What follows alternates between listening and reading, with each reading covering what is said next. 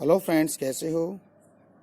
आज हम बौद्ध रिलीजन के बारे में पढ़ने वाले हैं और हम वन लाइनर के अकॉर्डिंग पूरे बौद्ध रिलीजन को कवर करने वाले हैं और मेरे साथ बने रहिए। और ये जो मैं आपको पढ़ा रहा हूँ ये आपके लिए बहुत ही कारगर साबित होगा। सभी एग्ज़ाम के अकॉर्डिंग ये बिल्कुल बौद्ध धर्म का एक निचोड़ है और वन लाइनर के अकॉर्डिंग पूरे बौद्ध रिलीजन को इस एक या आधे घंटे के इसके अंदर हम कवर करने वाले हैं। तो आप मेरे साथ बने रहिए। और देखिए फ्रेंड्स, मैं थोड़ा फास्टली पढ़ता हूँ क्योंकि ये मैंने आपको पीछे काफ़ी अच्छी तरह से मैंने ये पढ़ा दिया है और आप भी मेरे साथ बने रहिए। देखिए स्टार्ट करते हैं। देखिए महात्मा बुद्ध का जो जन्म है 563 ईसा पूर्व में हुआ था। आपको पता है गौतम बुद्ध का जन्म कहाँ हुआ था? कपिल वस्तु के लुम्बिनी नामक स्थान पे हुआ था और 563 में यानी कि 563 ईसा पूर्व में हुआ था। इसके पिताजी कौन थे? सुद्धोधन, यानी कि पिताजी सुद्धोधन थे। वो शाक्य गणराज्य के प्रधान थे ये, ठीक है। गौतम बुद्ध को शाक्य मुनि के नाम से भी जाना जाता है, ठीक है। यानी कि शाक्य मुनि किसे कहते हैं? गौतम बुद्ध को कहते हैं। उनकी जो माता थी उसका नाम था महामाया। ये कोलीय गणराज्य की यानी कोलीय वंश की एक कन्या थी, ठीक है। गौतम बुद्ध के बचपन का नाम सिद्धार्थ था, ठीक है जी। सिद्धार्थ का शाब्दिक अर्थ क्या होता है? यानी कि जिसकी आकांक्षाएं पूरी हो चुकी हो। सिद्धार्थ का शाब्दिक अर्थ क्या है?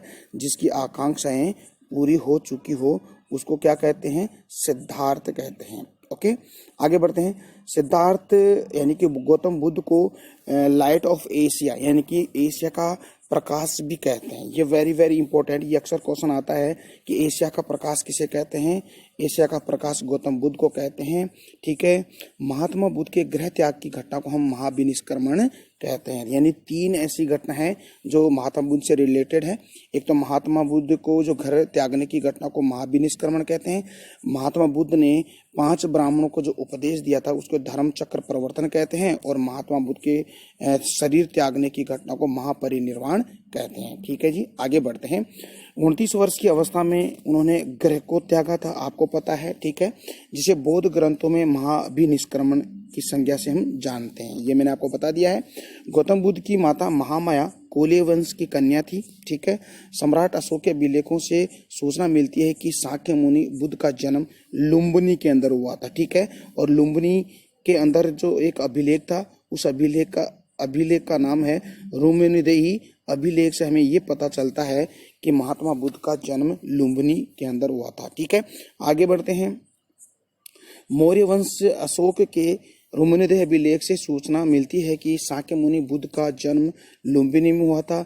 इस अभिलेख के अनुसार अशोक के राज्याभिषेक के 20 वर्ष बाद यहाँ आए थे और इस समय उस स्थान की पूजा की थी जहां शाक्य मुनि बुद्ध का जन्म हुआ था। साथ ही इस अभिलेख में लुम्बिनी के बुद्ध का जन्म स्थान होने के कारण इसे कर यानी कि कर मुक्त कर दिया था, यानी कि कर टैक्स मुक्त इसको कर दिया गया था, ठीक है। आगे बढ़ते हैं डियर फ्रेंड्स।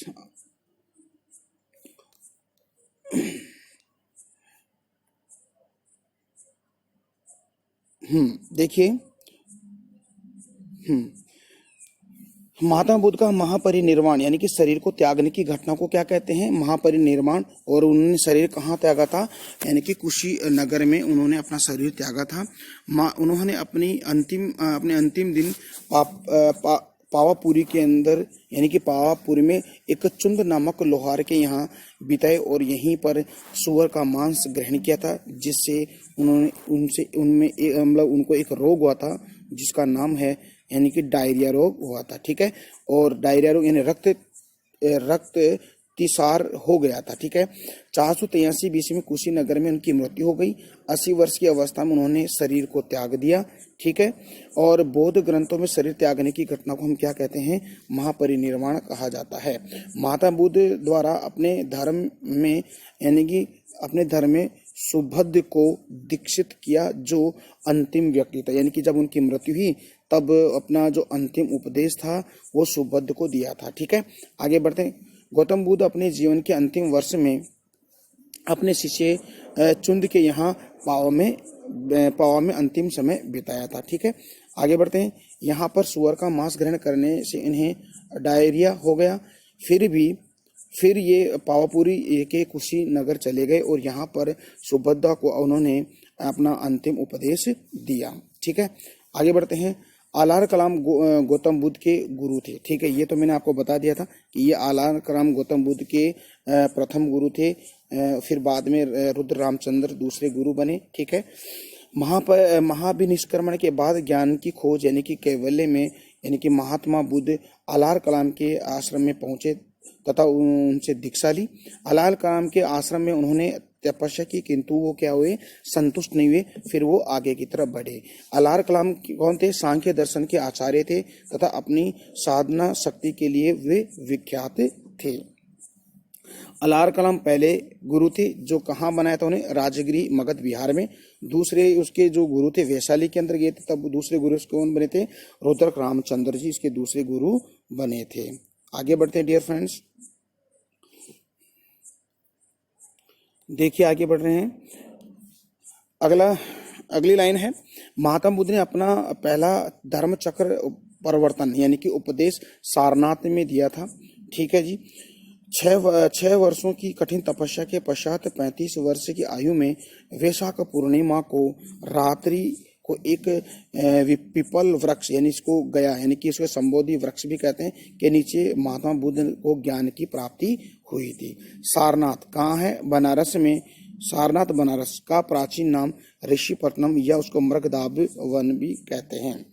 ठीक है, ज्ञान प्राप्ति के बाद ये है बुद्ध कहलाए। ठीक है, यानी कि जन्म के समय सिद्धार्थ से जब उनको ज्ञान की प्राप्ति हुई बोध गया में। ठीक है, और बोध गया में जब उनको ज्ञान की प्राप्ति हुई तो वो क्या कहलाए है? महात्मा बुद्ध कहलाए। ठीक है डियर फ्रेंड्स, इससे पहला वाला जो वीडियो था उसमें मैंने थोड़ा सा आपको जो ज्ञान प्राप्ति मैंने सारनाथ में बता दिया, तो उसके लिए मैं माफ़ी मांगता हूँ, क्योंकि सारनाथ में तो उसने अपने 5 जो ब्राह्मण थे उनको प्रथम उपदेश दिया था, लेकिन बोध गया में उनको ज्ञान की प्राप्ति हुई थी। तो ये थोड़ा ध्यान से देखिएगा। आगे बढ़ते हैं। उरुवेला, हाँ जी, ज्ञान प्राप्ति के पश्चात गौतम बुद्ध ने अपने मत का प्रचार प्रसार किया। उरुवेला से वे सबसे पहले ऋषिपट्टनम आए और यहाँ उन्होंने 5 ब्राह्मणों को अपना पहला उपदेश दिया। ठीक है, इस उपदेश को धर्म चक्र प्रवर्तन कहा जाता है। महात्मा बुद्ध ने सर्वाधिक उपदेश श्रावस्ती ने उत्तर प्रदेश में दिए। बुद्ध के सबसे अधिक शिष्य कहाँ? कौशल कहाँ है? उत्तर प्रदेश में। यहाँ पर महात्मा बुद्ध के अनेक शिष्य बने।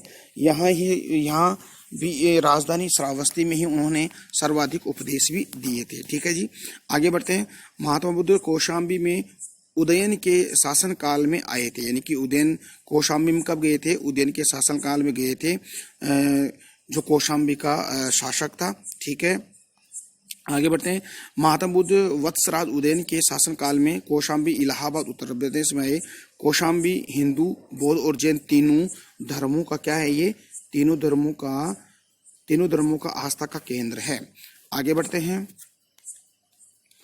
इसके बाद में देखिए, महात्मा बुद्ध की मृत्यु के पश्चात प्रथम बौद्ध संगीति 483 बीसी की में हुई और उसकी अध्यक्षता महाकश्यप के द्वारा की गई थी। ठीक है, फिर बाद में प्रथम बौद्ध संगीति का आयोजन बुद्ध की मृत्यु के पश्चात राजगृह यानी कि सप्तकर्णी गुफा के अंदर प्रथम बौद्ध संगीति हुई। इस समय मगध का शासक कौन था? अजातशत्रु था। ठीक है, इस संगीति की अध्यक्षता महाकश्यप ने की थी तथा इसमें बुद्ध के प्रथम शिष्य आनंद और उपाली उपस्थित थे। यानी कि आपको पता है कि जो उसके जो शिष्य थे, प्रिय शिष्य थे, एक तो कौन था? आनंद था और एक उपाली था। ठीक है, और आनंद और उपाली ने उन्होंने उनको प्रमुख शिष्य बनाए और उपदेश उनको दिया। इसमें बुद्ध की शिक्षाओं का संकलन हुआ तथा उन्हें सुत्त और विनय नामक 2 पिटकों में विभाजित किया गया। भारतीय कला में बुद्ध के जीवन के प्रथम उपदेश का चित्रण मृग सहित चक्र द्वारा हुआ है। बुद्ध ने अपना प्रथम उपदेश सारनाथ में मृगदाब यानी कि हरिण वन में दिया गया था, जिसको ऋषिपट्टनम के नाम से भी उसको जानते हैं। डियर फ्रेंड्स, आगे बढ़ते हैं। अब देखिए महात्मा बुद्ध से संबंधित कुछ प्रतीक चिन्ह है और यहाँ से क्वेश्चन अक्सर पुटअप होता ही है। तो देख लीजिए, महात्मा बुद्ध के प्रतीक चिन्ह है हाथी। हाथी यानी कि गर्भ में आने का प्रतीक है। कमल, कमल यानी जन्म का प्रतीक है। सान यानी यौवन का प्रतीक है। घोड़ा गृह त्याग यानी कि महा अभिनिष्क्रमण है, इसका घोड़ा गृह त्याग का प्रतीक है। शेर यानी कि समृद्धि, समृद्धि यानी विकास का प्रतीक है। चक्र प्रथम उपदेश धर्म चक्र प्रवर्तन कहलाता है।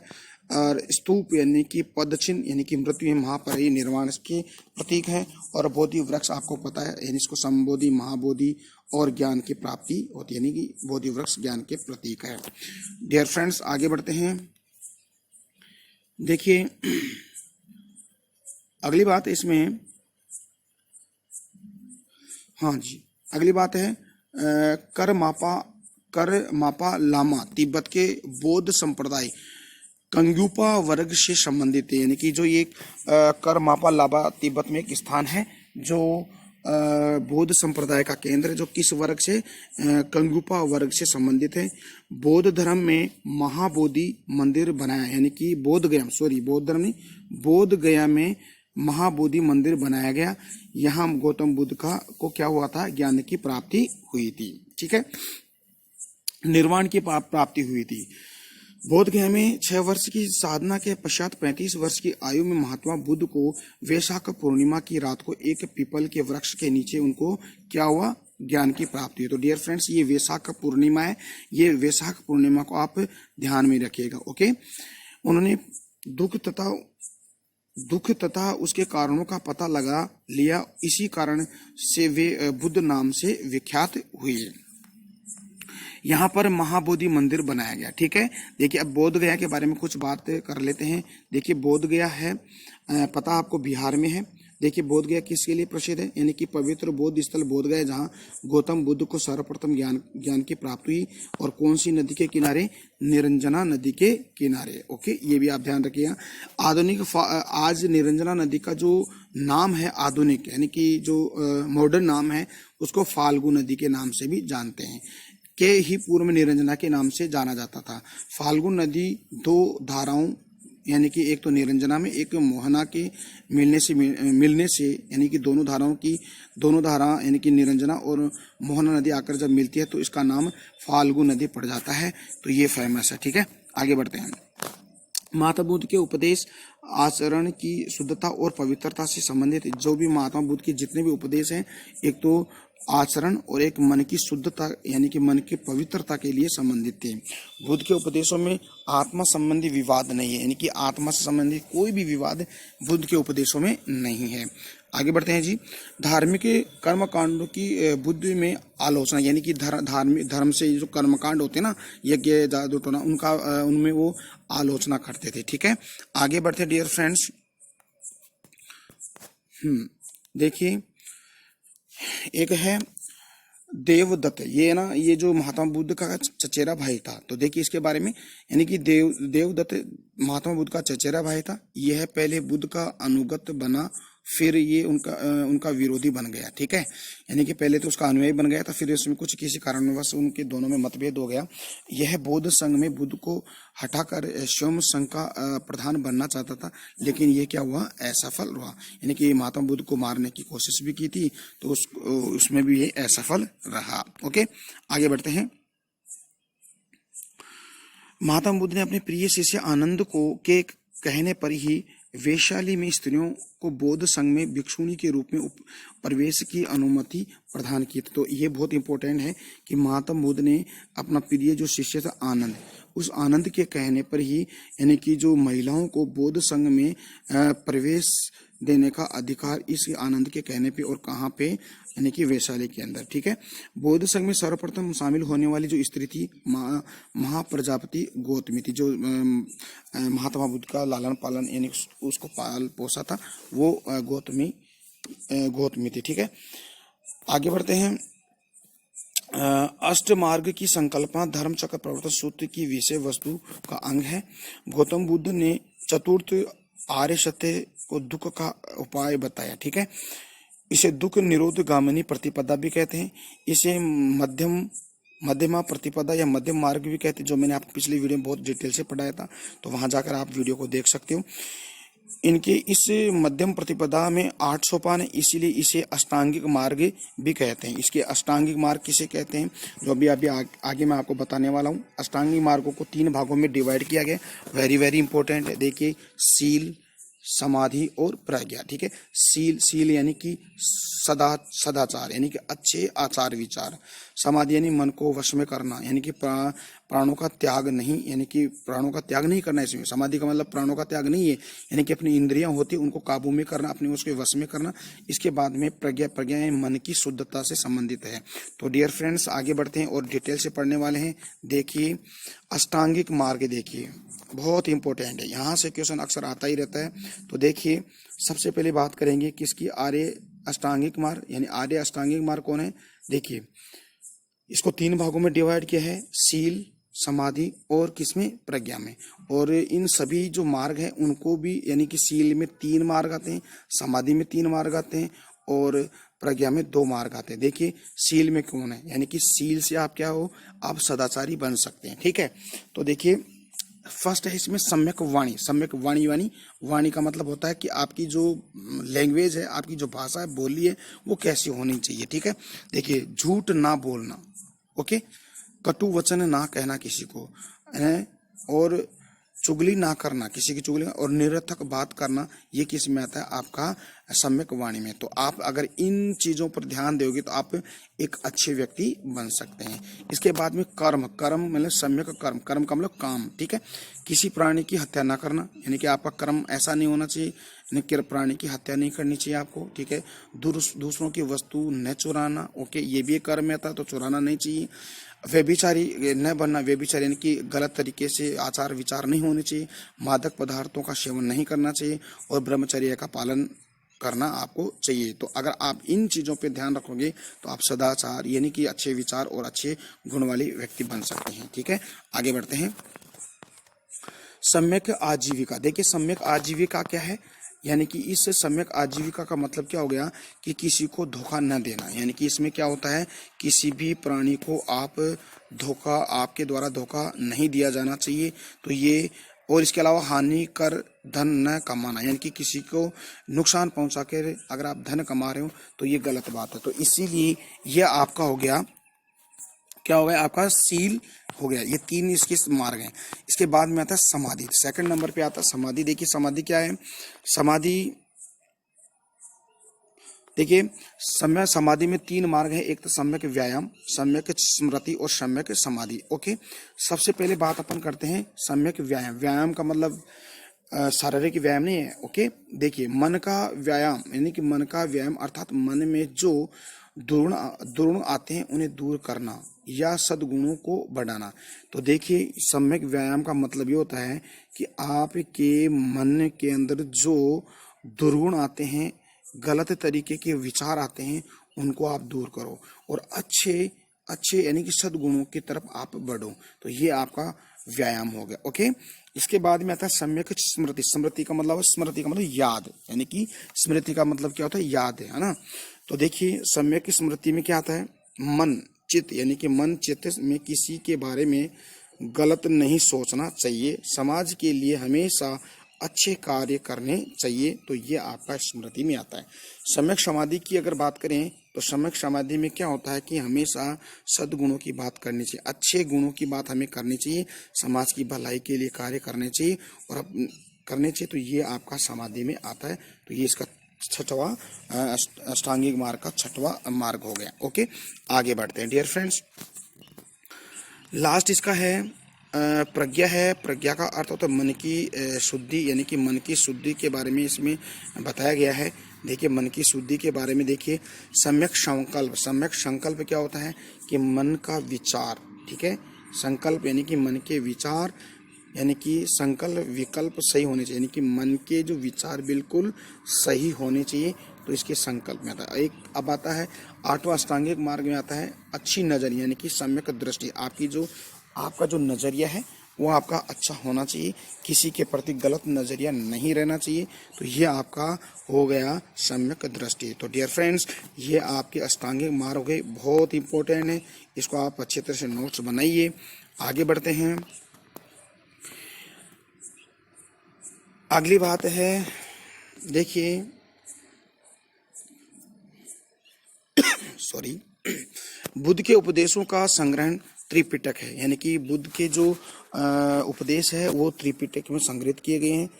ओके, त्रिपिटक बौद्ध ग्रंथों का सर्वाधिक महत्वपूर्ण, यानी ये बौद्ध ग्रंथ है, ठीक है। त्रिपिटक बुद्ध की मृत्यु के बाद उनकी शिक्षाओं को संकलित 3 भागों में किया गया, उनको क्या कहा गया है, त्रिपिटक कहा गया है। तो देखिए डियर फ्रेंड्स, यहाँ पे बहुत इंपॉर्टेंट बात आ रही है।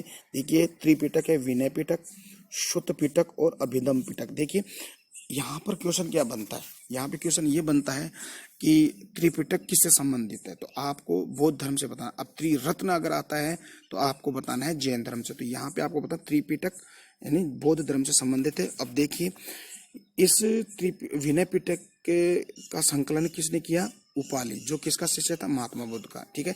इसमें नियम बताए गए हैं, ठीक है। सूत पिटक यानी आनंद के द्वारा ये भी शिष्य था, उसमें उपदेशों की बात कही गई है। और अभिधम पिटक की रचना किसने की, मोगलीपुत्र तिस, ये भी एक शिष्य था और इसने दर्शन की बात कही गई है। तो ये तीनों बहुत इंपॉर्टेंट डियर फ्रेंड्स। आगे बढ़ते हैं। बुद्ध की 80 फीट की प्रतिमा जो बोधगया में है, जिसका निर्माण जापानियों के द्वारा निर्मित किया गया है। यह प्रतिमा लाल ग्रेनाइट और बलुआ पत्थर से निर्मित है। इसके निर्माण में 7 वर्ष का समय लगा। यह प्रतिमा जापान के दाइजो कियो संप्रदाय के सहयोग द्वारा निर्मित है। तो ये बहुत इंपॉर्टेंट है, किस संप्रदाय के द्वारा बनाई गई है, दाइजो कियो संप्रदाय के द्वारा बनाई गई है।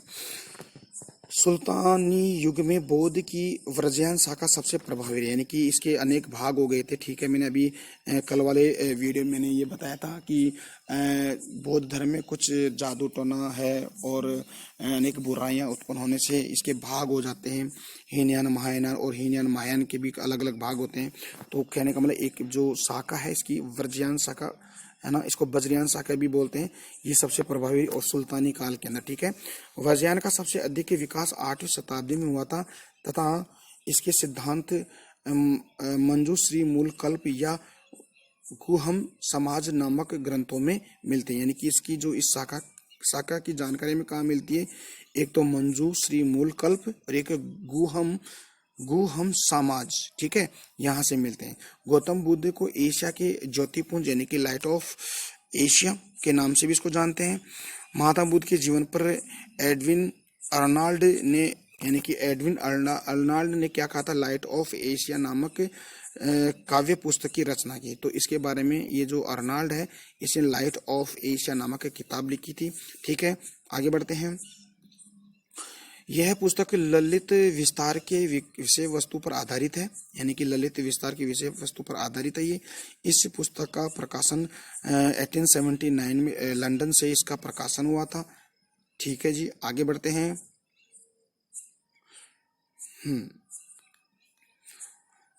देखिए डियर फ्रेंड्स, बौद्ध धर्म के महायान और हीनयान संप्रदायों में महापुरुष या देवी या देवताओं की पूजा को लेकर दोनों में अंतर है। देखिए क्या क्या अंतर है। हीनयान में बुद्ध को एक महापुरुष माना गया, जो हीनयान शाखा है, हीनयान शाखा के द्वारा उसको महापुरुष माना है। महायान में बुद्ध को देवता माना गया तथा पूजा की जाती थी, ठीक है। यानी महायान शाखा में उसको देवता मानकर इसकी पूजा की जाती थी महात्मा बुद्ध की। 5वीं बौद्ध संगीति में महायान के श्रेष्ठ बताया, यानी कि 5वीं बौद्ध संगीति हुई थी, उसमें महायान शाखा को श्रेष्ठ बताया गया है, ठीक है। आगे बढ़ते हैं। 5वीं संगीति में महायान को श्रेष्ठ बताया गया। 4थी बौद्ध संगीति में ही बुद्ध को देवता माना गया और उनकी पूजा की जाने लगी। देवता का स्थान बुद्ध को कनिष्क काल में ही प्राप्त हो गया। अब आगे बात करते हैं। देखिए बहुत इंपॉर्टेंट बात बताने वाला हूँ। देखिए आपको पता है कि श्रवण बेलगोला है कि जो कहाँ है, कर्नाटक में गोमतेश्वर की एक विशाल प्रतिमा है जो चामुंड राय ने स्थापित की थी। ठीक है, चामुंड राय ने श्रवण बेलगोला में गौतमेश्वर की एक प्रतिमा स्थापित की थी, जो बाहुबली प्रथम यानी कि जैन तीर्थक ऋषभ देव के पुत्र थे, यानी कि आदिनाथ ऋषभ देव, ठीक है ना, उसके पुत्र थे बाहुबली। ठीक है, प्रथम शताब्दी में ही भारतीय बौद्ध भिक्षु नागार्जुन को चीन भेजा गया। ठीक है, चीन भेजा गया नागार्जुन को। नागार्जुन कनिष्क के दरबार में एक महान विभूति थे, यानी कि महान एक इतिहासकार थे, यानी कि कवि और लेखक थे। और ये किसके शासनकाल में, यानी कि कनिष्क के शासनकाल में। ठीक है, और कौन थे? नागार्जुन। देखिए, नागार्जुन को भारत का मार्टिन लूथर भी कहा जाता है, ये भी बहुत इंपॉर्टेंट है। हेनस्वांग ने उसे संसार की 4 दार्शनिक शक्तियों में से एक माना है। किसको? नागार्जुन जी को। ठीक है, आगे बढ़ते हैं। ठीक है, उसने अपनी पुस्तक माध्यमिक कारिका में सापेक्षता सिद्धांत को प्रस्तुत किया है। आगे बढ़ते हैं। हाँ जी, नागार्जुन को भारत का आइंस्टीन भी कहा गया। चीनी मान्यता के अनुसार नागार्जुन ने चीन की यात्रा कर वहां बौद्ध शिक्षा प्रदान की थी। ठीक है, यानी कि नागार्जुन चीन गए थे और वहां पर चीन के अंदर बौद्ध शिक्षा प्रदान की उन्होंने।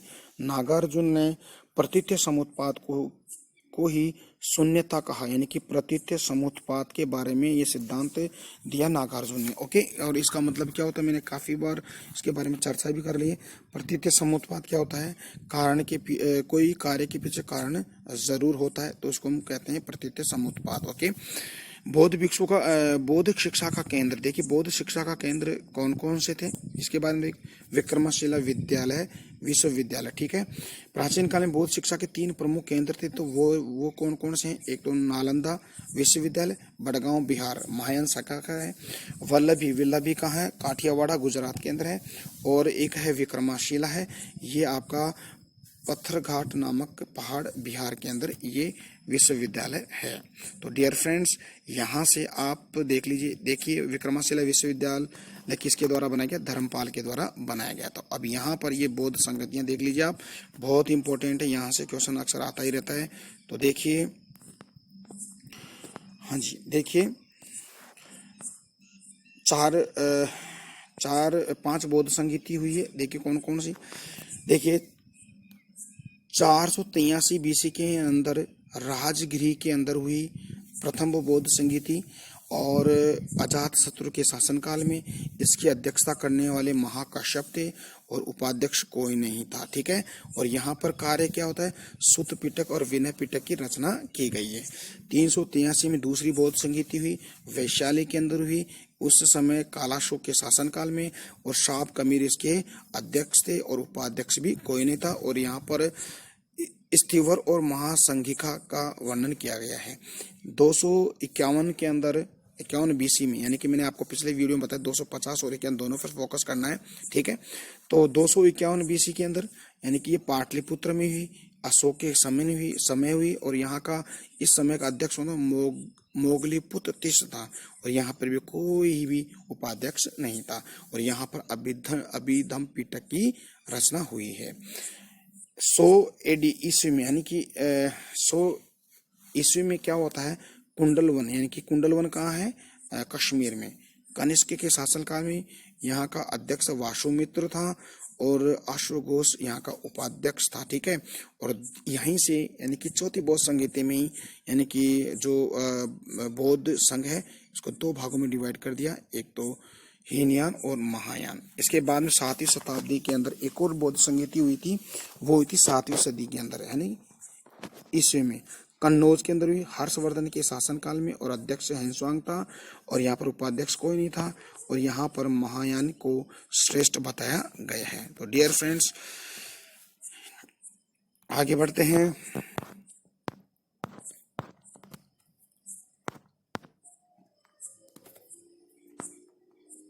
Sorry, 1 minute.